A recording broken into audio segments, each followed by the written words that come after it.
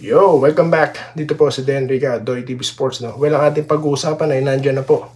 Okay, gusto ko pong pag-usapan in a special content. Ito pong threats kay Abarrientos. No? Actually, sa nakikita ko isang tao, no? Pero I will dig deeper, no? Dito sa storya na to. No? At yun nga po, dahil natalo daw po sa pustahan itong matapang katao na ito, no? At yan po ang ating pag-usapan at mga pa-shoutout. Okay, bago po yan, welcome back po, no? Sa mga ating existing subscribers, sa mga bago pong subscribers, no? At sa inyong lahat, okay, maraming salamat po. Kung hindi pa po kayo subscribe na po kayo, guys. Okay, so yun na nga po, no? Special content ito. Kung napapansin nyo po sa nakaraang content, di ko po halos nabasa lahat ng comments nyo, no? Kasi nga, gusto ko po magkaroon ng special na pag-uusap dito, no? At i-share nyo po tong video na ito, guys. Okay. Dapat po, kasi mananawagan tayo rito sa Doy TV Sports, no? Sports lang talaga tayo dito. Asaran, walang pikunan, no? Pero yung iba po kasi, ninenegosyo, no? Yung liga, ninenegosyo. Basta po talaga pera, no? Ang pinag-uusapan, talaga pong, naka-ready po ang ilan na, alam nyo na, no? Hindi ko po pwedeng banggitin, baka tayo mag-graphic dito, no? Kaya ang panawagan po natin dito sa Doy TV Sports, dapat po ma-actionan ito. Dapat po, no, seryosohin ito ng ating mga kinauukulan, mga kapulisan, di ba? Ang first step dyan, go to NBI Cybercrime Division, no, para matrace yan. Pero yan po ang hirap pagka anonymous, no? Kaya dyan po, nangihiram ng tapang ang mga iilang individual, no? Marami po tayong mga hater na ganyan, no? Dito nga din, may mga nagbabanta, Kaya tinatawanan natin sila, no?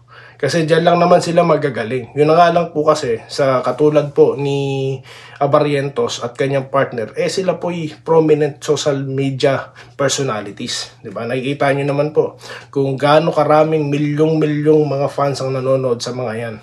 Lalo na pag sumasayaw si RJ. Pero yun yung napaka-jolly person, no? Wala po talagang pakialam yung iilan, no? Maglalabas ng mga ganyang komento, parang wala lang sa kanila, no? So, it can be happened, no, sa lahat. Pero hindi po katanggap-tanggap na may mafia na po, no, na gagawa ng ganyan. Although sa nakikita ko, isang individual lang naman ito, no. So sa tingin ko, sa talino po ng ating mga IT experts, no, sa industriya, matitrace ito kung sino man ito, no. At yan pong hirap pag ang social media hinawakan ng mga irresponsableng mga tao, po. So, yun daw po ang gagaling magsipag-asar, Kasi nakabalandra po kasi talaga sa social media. Nakita niyo naman kumakain ng mami sa kalsada, di po ba, itong si Abarrientos. So, di po talaga may iwasan, no, na siya po'y mag-alala, no, sa kanilang kaligtasan. So, yun lang po muna, guys, no.